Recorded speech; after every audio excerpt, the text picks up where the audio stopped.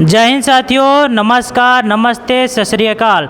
स्वागत है फिर से स्टडी विद सम्राज में।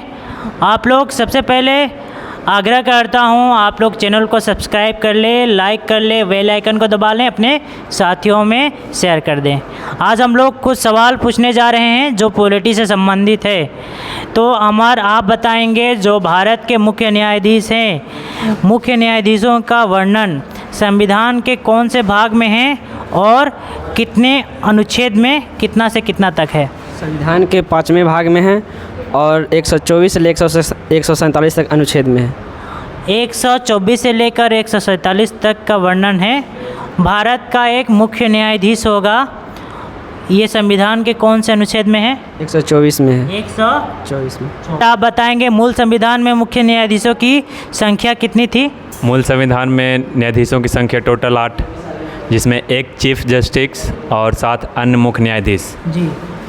वर्तमान में कितने मुख्य न्यायाधीश है और कितने अन्य न्यायाधीश, मैंने कुल कितने मुख्य न्यायाधीशों की संख्या है? वर्तमान में कुल मुख्य न्यायाधीशों की संख्या 34 है, जिसमें एक चीफ जस्टिस और 33 अन्य मुख्य न्यायाधीश।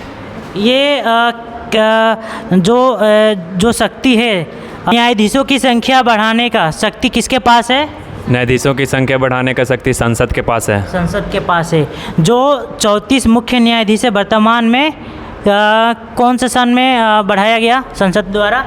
ये बढ़ाया गया 2019 में। 2019 में। ठीक है, रिकॉल कर पाएँ, बहुत बहुत धन्यवाद आपका, बहुत ही शानदार जवाब दिया इन्होंने। ये भारतीय संविधान में जो मुख्य न्यायाधीश है, मुख्य न्यायाधीशों के कार्यकाल का वर्णन है या नहीं है? सर, संविधान में तो मुख्य न्यायाधीश का कार्यकाल का वर्णन नहीं है, लेकिन वो चाहे तो 65 वर्ष तक अपने पद पर रह सकता है और वो अपने मन से चाहे तो राष्ट्रपति को त्याग पत्र दे सकता है, नहीं तो राष्ट्रपति चाहे तो संसद के सिफारिश पर उसको हटा भी सकता है। सर, संसद के सिफारिश पर हटा सकता है। तो टेनओवर नहीं रहता है मुख्य न्यायाधीश का, जैसे कि राष्ट्रपति के 5 वर्ष, उपराष्ट्रपति का 5 वर्ष रहता है, लेकिन मुख्य न्यायाधीशों का नहीं रहता है, 65 वर्ष तक अपने पद पर वो बना रहता है। दीपा, आप बताएंगी जो भारत का सर्वोच्च न्यायालय है वो पहले कलकत्ता में स्थापना होता है उसका, ठीक है। रेगुलेटिंग एक्ट आता है 1973, 1974 के तहत बनता है, जिसमें स्टार्टिंग में 4 मुख्य न्यायाधीश थे, लेकिन कलकत्ता में जो मुख्य न्यायाधीश मुख्य सुप्रीम कोर्ट था वो दिल्ली में शिफ्ट होता है। तो कब होता है? 1911 में। 1911 में शिफ्ट होता है। और वर्तमान में जो भारत का सुप्रीम कोर्ट है कहाँ स्थित है? सर, दिल्ली में। जो राज्य है या केंद्र शासित है? केंद्र शासित प्रदेश है। केंद्र शासित प्रदेश है। वर्तमान में सुप्रीम कोर्ट के मुख्य न्यायाधीश का नाम क्या है? DY चंद्रचूड़। उनका फुल फॉर्म क्या है, नाम? धनंजय यशवंत चंद्रचूड़। वो कितनेवें मुख्य न्यायाधीश है भारत के? वो अभी 50वें मुख्य न्यायाधीश है। 50वें मुख्य न्यायाधीश। बहुत ही शानदार जवाब इनका भी था।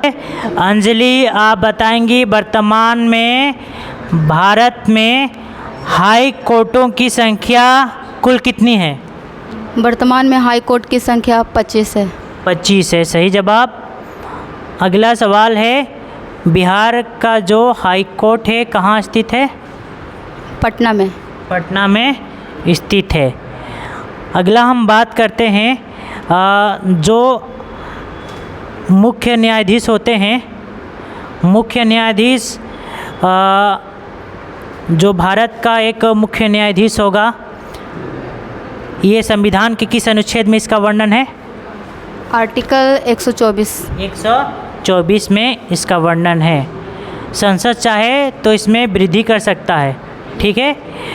तो मूल संविधान में 8 मुख्य न्यायाधीशों की संख्या थी, ठीक है। वर्तमान में कितना है? वर्तमान में कुल न्यायाधीशों की संख्या 34 है, जिसमें एक मुख्य न्यायाधीश और 33 न्यायाधीश जो समय समय पर बढ़ाए गए। अगला सवाल पूछते हैं राष्ट्रीय आपातकाल से। राष्ट्रीय आपातकाल का वर्णन संविधान के किस अनुच्छेद में है? 352। 352 में। अभी तक भारत में कितने बार राष्ट्रीय आपातकाल लगाए गए? अभी तक राष्ट्रीय आपातकाल 3 बार लगाए। 3 बार। कौन कौन से थे? 1962 में भारत चाइना युद्ध के समय, 1971 में भारत और पाक युद्ध के समय और 1975 में अशांति के क्षेत्र में इंदिरा गांधी के समय। इंदिरा गांधी के समय में लगाया गया था।